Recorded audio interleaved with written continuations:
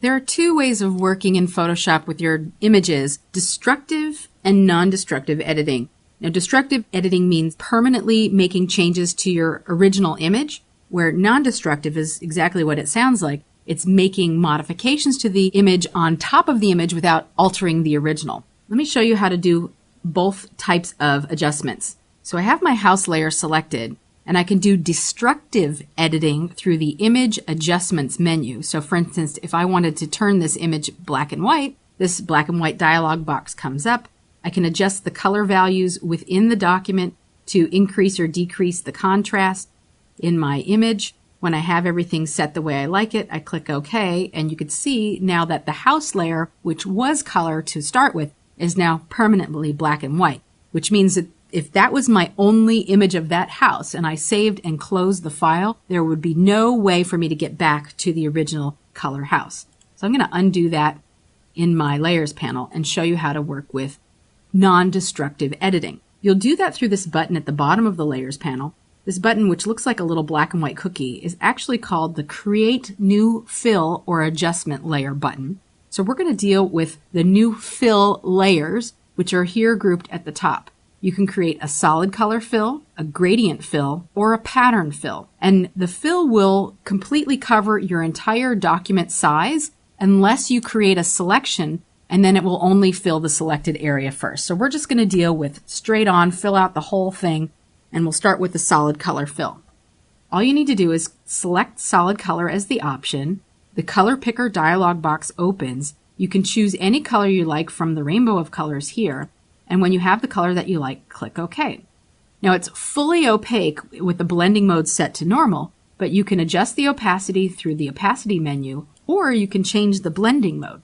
So for instance, an overlay blending mode might work really good, or you can toggle through the different blending modes while you have the blending mode selected on a PC. You can actually use your up-down arrows to scroll through the different blending modes. Now we'll do the same thing with a gradient fill. Clicking on that cookie button, choosing gradient.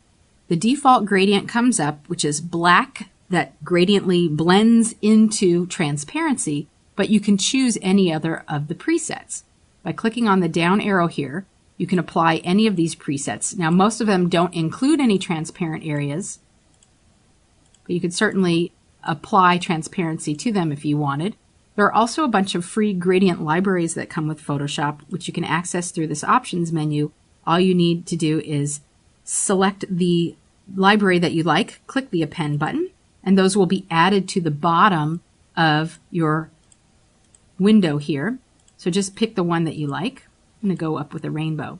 Now you could also change the style from linear to radial to angle, reflected, diamond.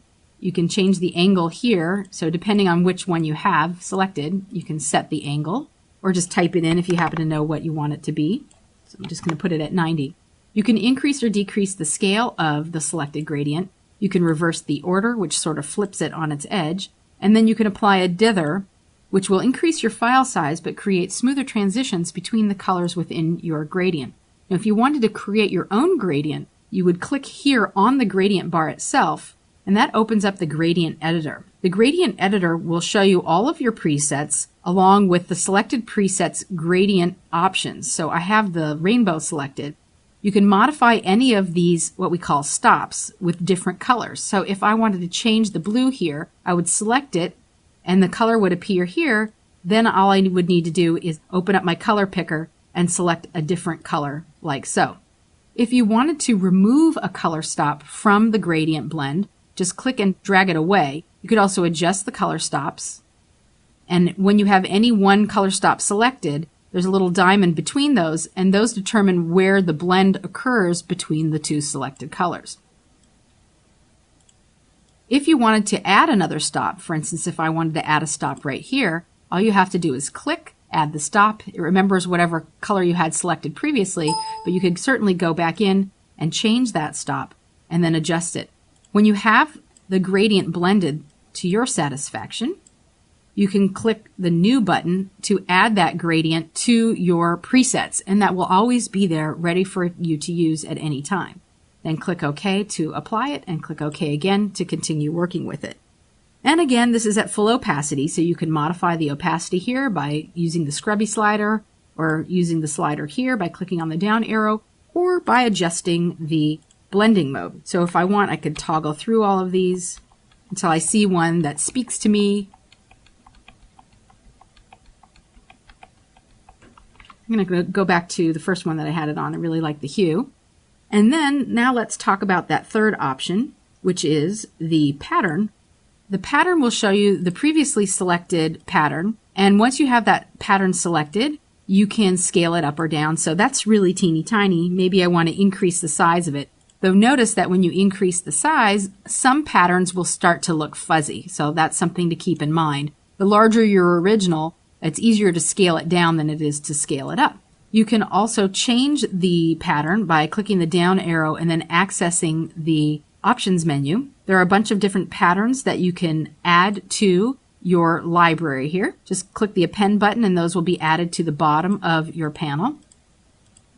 In fact, if you wanted to create your own pattern, what you'll do is select any pattern and click OK.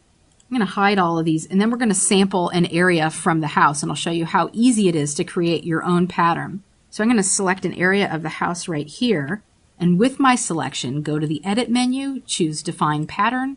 We'll call this My House. Click OK. Deselect the selection. I'm going to turn everything back on here.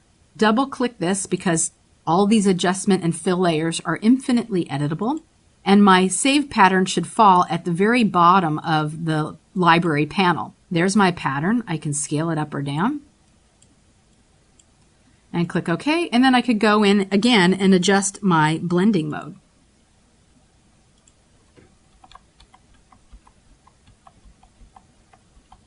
So remember, at any time, if you want to change any of these, you can double click on the thumbnail of the fill type, go in and choose a different option from the library, make any adjustments to it if needed, click OK. And this goes for the image inside of a pattern. This goes for a gradient fill, whichever one you want to select. So maybe I love this one. I just wanted to move that one over a little bit. Click OK. And the color, of course, you can change the color at any time by double clicking. Now, as I said at the start of this will fill the entire contents of your layer unless or until you modify the mask. So for instance, if we really like the effect that's going on with the combination of these three layers, we like it on the house, but we don't really like it on the sky, we can select the mask of any one of these fill layers and then make some changes to the mask. White means that the entire area is revealing that fill layer. So we would use our paintbrush to paint. White will reveal, but black will hide. So if I wanted to hide this from the sky area, all I have to do is make sure that that mask is selected, grab a paintbrush, and paint with black. You could also paint with 50% gray if you like, or of course painting with white. Well, that's how you work with the fill layers in Photoshop.